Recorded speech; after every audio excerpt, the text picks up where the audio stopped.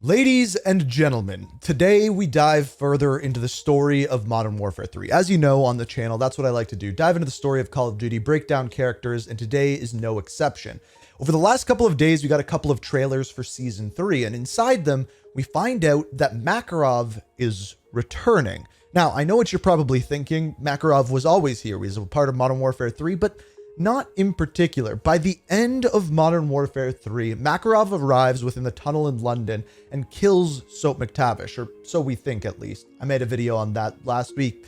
It's an interesting one. It's very strange. Check that video out. It'll be linked down below if you want to have a look at that one. But for the sake of the video, Makarov kills Soap McTavish and then runs off into the distance and completely disappears. But what's more interesting is after the events of Modern Warfare 3, he is gone. He has completely disappeared. And that is what I wanted to talk about today. Where does Makarov go and why is he coming back now? He is officially returning with Season 3 and bringing along some comrades along the way. So without further ado, let me dive in and show you exactly what I'm talking about. So Makarov's story begins essentially in Verdansk, years before the events of Modern Warfare 3. He plans this attack on Verdansk, but is captured by Captain Price, Soap McTavish, and all the time they are holding him captive, and Soap McTavish wants to end him. However, Captain Price tells him to hold the trigger, and they end up sending him to a Russian gulag. Of course, Soap would live, or I guess technically die, to regret that.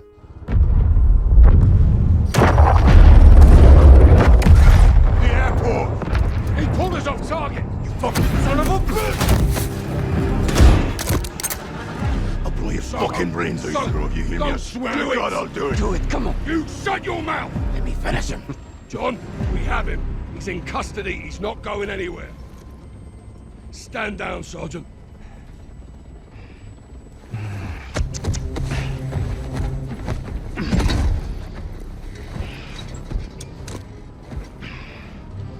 I thought you were the good guys. You gonna rot in hell for this. You'll die in the gulag with the rest of the Russian rats. I'll be seeing you again, McTavish. I promise.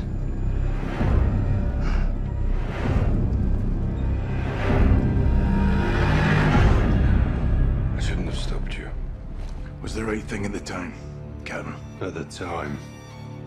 Now, as we know in the story of Modern Warfare 3, Vladimir Makarov was working behind the scenes, planning all these attacks, and actually manages to plan his escape. With the help of his right-hand man by the name of Nolan, he manages to escape that Russian gulag and plans a whole bunch of new attacks. Now, the nature of these attacks do matter, but essentially what you need to know, if we look at kind of the main one, the one on the airplane, Vladimir Makarov plans on exploding this plane, but doing so by using someone who used to be in the Urzikstan Liberation Forces. Now, why, you may ask? Essentially, his plan was to commit these terror attacks, but frame Urzikstan for actually doing them, therefore turning the entire world against Urzikstan and causing a world war with him essentially behind it, leaving him as a power vacuum and to take control of the Russian army and military instead of just the Coney ultranationalists. But as we know, through the story of Modern Warfare 3, Task Force 141 keeps thwarting these attempts, not necessarily stopping them,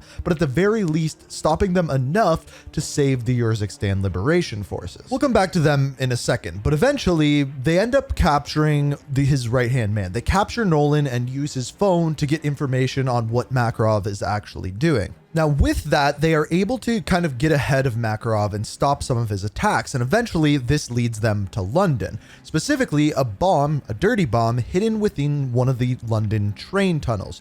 They end up making their way to it and start defusing it when Makarov shows up. However, as he promised back in Verdansk, he ends up getting his revenge on Soap McTavish in a very, very brutal way. Take this to hell with you, Captain. Never bury your enemies alive.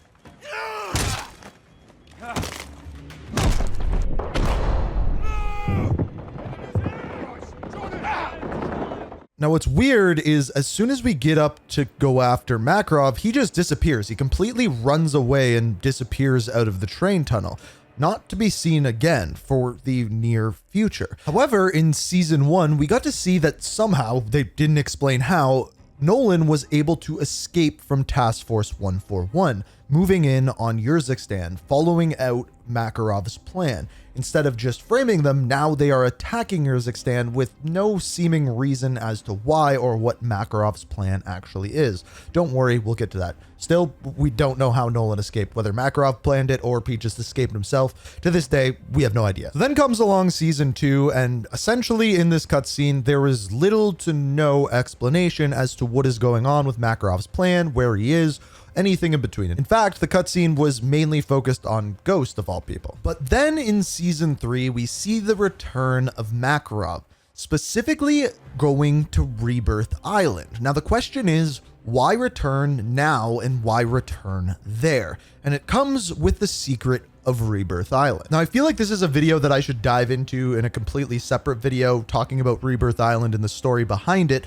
but as far as what you need to know in regards to Makarov, Rebirth Island was an island used to create Nova 6 gas, and with everything that Makarov has planned, I would assume that he is going here to either get the recipe or start creating Nova 6 gas, and assumably also going to use it to once again frame Urzikstan, to once again try to create that world war. But I think it goes a lot further than this. Now, this is a prediction. This is not in any of the cutscenes, but I have a feeling in the season 3 cinematic, when that comes out, we'll get more information. And of course, I'll have a video on that. But a long time ago, I made a video saying that I believed Makarov was actually Perseus, the kind of new version, new age Perseus, if you will. And if we follow what Perseus has done in the past in the footsteps of Stitch in Call of Duty Black Ops Cold War, he was one of the people who created Nova 6 gas on Rebirth Island. But not only that, he tried to kind of progress Kravchenko's plans to use the numbers